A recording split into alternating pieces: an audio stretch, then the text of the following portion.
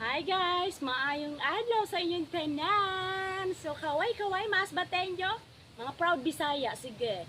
Magbinisaya ako kay proud man kong mas batenyo. Sa mga Tagalog diha. Yeah.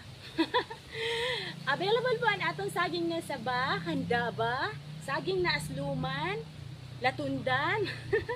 Pakala ka mo mga langga. Full of benefits ang saging mga langga. Kaya kitang-kita nyo naman sa evidence, beauty and healthy. Sexy. So, bakal na ka mga langga ha. So, meron pa tayo. Kung nabibili ang bunga, kung nabibili ang puno, meron din tayong puso ng saging. O, diba? Nabibili din yung mga langga. So, ayan o. Karagko siya mga langga. As in. Tig-8. O, diba? Siguro, budget na ninyo sa maghapon. Karagkuan gayod. As in. Ato na niiyabo.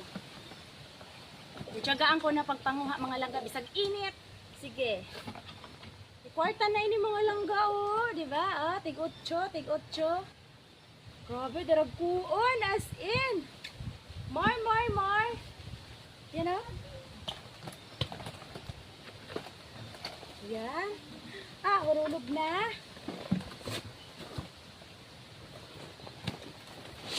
Tapos meron pa talaga mga langga. Grabe. Pinagpawisan ako pero sulit man. Yan. Wow. Padaragkuon. So available ini mga langga. Palit na mo. Paing udto. Follow ka na. Ikaw na. Tagalog na tuloy ako. Sorry. Follow ka na. No more bash ka na. Follow na. Unya, og mo comments mo nindot.